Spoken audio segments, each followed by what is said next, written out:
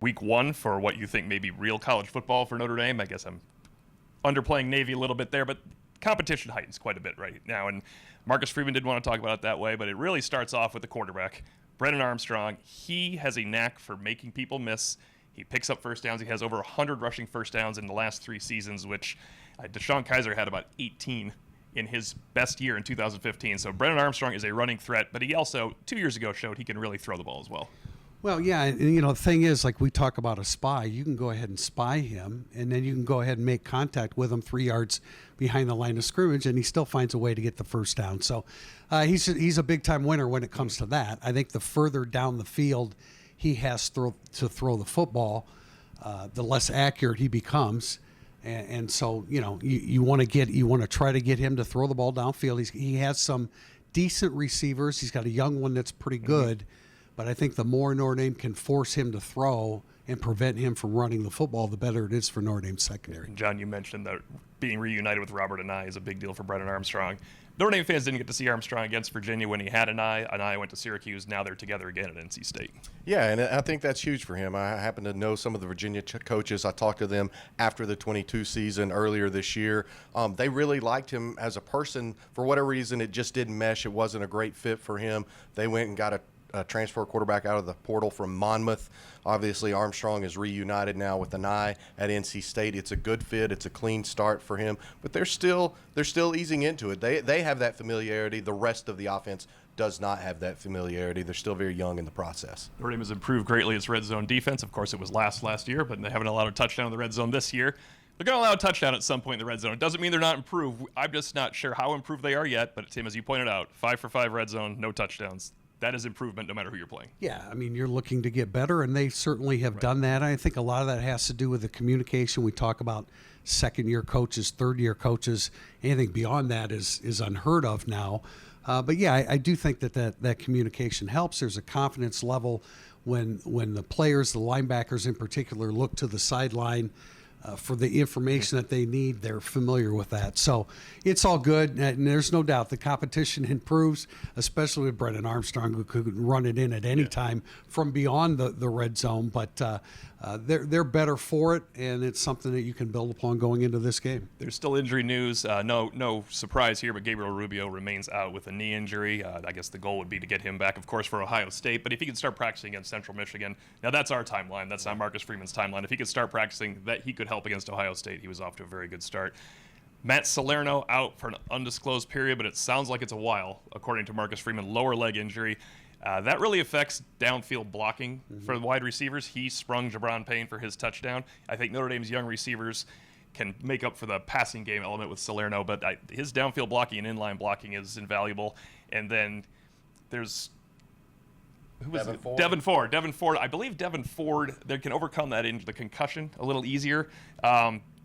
Kick returners are now listed as Jadarian Price and Jeremiah Love. And, of course, they're 5 deep at running back, so they can overcome the Ford loss a little bit easier than Salerno and Rubio. When the three of us, right before we went on camera here, talked about those 2 new kick returners, we all lit up. We're all excited. We love kickoffs in college football as it is. There's an extra element of excitement to see those 2 guys listed as Notre Dame's kick returners. You hope they get an opportunity to show what they've got this week. Both those guys have already proved very explosive in the first 2 games of the season. That's significant. Yeah, Rubio, Marcus Freeman revealing that he had his knee scoped, minor procedure there. The hope is Ohio State. That's probably the best case scenario, is to have Rubio back for Ohio State. Marcus Freeman revealed players of the game were special teams, Jason Anier, defensively, Howard Cross, and an offense, Audric Estime. I guess you can't give it to Hartman every single week, but you've been high on Howard Cross for a while. I think people are starting to catch on. He is off to a very good start. Incredibly consistent, and he was impactful on Saturday as well. I love what Howard Cross is doing. He's so active. I think we have a question on our podcast today about, what his future is in the NFL. He's just, he's under 6 feet tall. He's only 288, so it's going to be difficult. On the college level, he's just so quick. He works so hard on every snap. He's effective just about every snap. I'd like to see a little bit more Jason Onier playing. You will now. Yeah. Well, yeah. No doubt. I mean, but Marcus Freeman said Riley Mills had a winning performance. I didn't see that on film. He knows better than I do. But Jason Onier definitely had a winning performance, getting off blocks, making plays, covers more ground laterally. I'd like to see him get more playing time. I think the biggest challenge this week going in now is you're going to have the strength of the team that we viewed the strength of the team, the cornerbacks, and the safeties that seem like they're much improved, at least from the spring, where we thought it was I thought it was a definite weakness for the team. Now you're really going to be tested on the outside. We talked about NC State's wide receivers briefly. Young and unproven, but there is some talent there. There is absolutely talent there, especially the young freshman kid who had a nice game against UConn. But again, that was an NC State team that fought for its life all 4 quarters. This is a Notre Dame team that I think is better equipped to handle the NC States of the world because of how much better it is on the second and third levels. That experience there, what Tim has talked about, what we've all talked about, is getting year 2 in Al Golden's system for the first time since 2019, 2020. I don't want to mess up and say 1920 again like we did in Dublin. But no, I was just thinking about it. I noted it to start the year. Those 3 guys, those 3 linebackers, Marist, JD, and Jack had played a combined 107 games together. It's now up to, I guess, 113, but more importantly, those 3 guys have now played 44 games together in Al Golden's system. That's incredibly valuable. And Leofau's a much better football player now, so It is a complete linebacking core.